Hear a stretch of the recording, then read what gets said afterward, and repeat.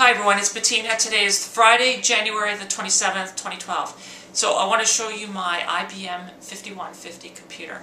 I've been actually collecting this thing for the past year, buying parts and stuff like that, and I finally got it all together, so I'm really excited to show you. So what I'm going to do is, this video is actually going to be kind of like part one, and I'm going to actually make other videos that will describe the actual individual components to it.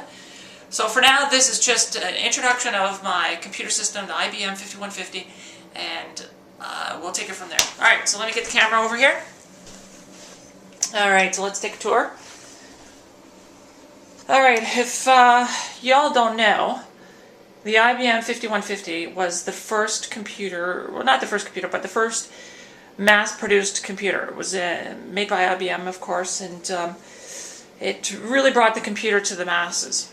And this particular model is actually a bit of a souped-up machine. The original IBM 5150 came with minimum 16K onboard memory, and then of course you could buy your own memory afterwards. But the minimum that it would come with 16K, and you can expand the memory on the motherboard all the way up to a whopping 256K. And this particular model does have that. It's got the extra chips in it, so it is maxed out. And that is my cat, Mona. Yeah, I know, you're on my computer seat. Anyway, back to the computer. So what we have here is a complete set. Let me just pull out the keyboard. There we go.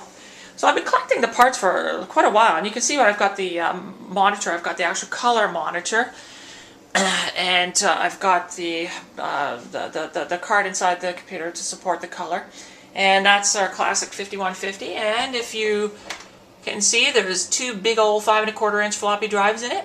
And by the way, this computer did not have a hard drive. So for all you younger people out there, hard drives did not exist at this point in time. So I also got the keyboard. That's original IBM keyboard. And that thing, trust me, that thing weighs like about 10 pounds. Now you'll see some of the keys. They're a little bit unusual than what we're used to today. First of all, there's no F keys on it.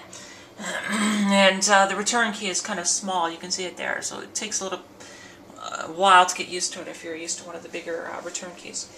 And, oh, look what we've got here. We've got the printer, IBM printer. That's a classic. Graphics printer. Dot matrix, of course. And, by the way, I have some extra ink cartridges for it, so I should be able to run this printer for quite a while. And the best part about this computer is the fact that I've got a cassette recorder connected to it. Now what I had to do is I had to make my own cable. So that cable actually, that breakout actually goes back into a DIN, a 5-pin DIN connector on the back. I can't really pull it out right now. But let me give you the story on it. The cassette player, or the cassette tape recorder, was not a big hit. In fact, I don't think anybody ever, well, not anybody, but very few people actually put programs to a cassette player, a tape deck. And the reason is because the floppy drives were, I guess, more convenient and I wouldn't say cheaper, but most people ordered an IBM 5150 with at least minimum one of these. So at least they had the floppy drive. And what it really boiled down to is the floppy drive being the most popular, and people adopted it and used it. So very few people ever use the cassette recorder. So I'm going to show you that on a separate video, how that works, how we can store programs to it, and how we can take them from the tape onto the computer. We're going to find out later on that it really has no practical application whatsoever, but I just did it just for the fun of it. And this tape recorder is definitely not IBM, as you can see. It's actually a Radio Shack model, but this company actually, it's called TDB, just put their nameplate on it, and it worked. So anyway, but that all works, so I was really excited to get that going. Alright, so that is the computer. Oh, and by the way, going back to the memory, the maximum you could put on this computer was 256K on board. Well, this particular computer actually has an extra ISA card on it. In fact, IBM didn't call it ISA, I think they called it planar technology. However, we know it as an ISA edge connector. I've got a quad board on that, and quad board is a big long board, basically the length of the computer from the front to the back.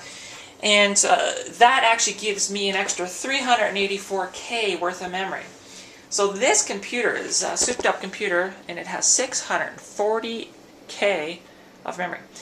And believe it or not, you could potentially put 2 more quad boards on this computer, which would give me close to 1.2 meg of RAM, essentially. And because this doesn't have a hard drive, there is no hard drive, of course.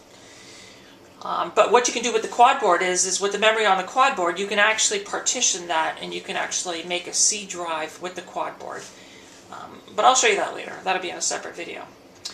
So let's, I'm